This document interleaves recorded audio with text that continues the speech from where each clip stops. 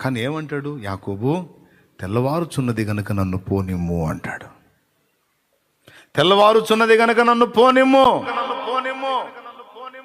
ఏందా ఆయన నిన్ను పోనిచ్చేది? ఒక్క తోపు దోస్తే ఏడను ఏడాపుతాడు నిన్ను?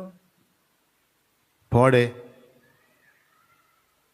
చివరికి తొడగూటి మీద కొట్టి పడేసి వెళ్తా ఉంటే అయ్యా అన్నాడు ఏడుస్తా. కాళ్ళు కదిలినాయా? ముందుకి కాళ్ళు కదిలినాయా?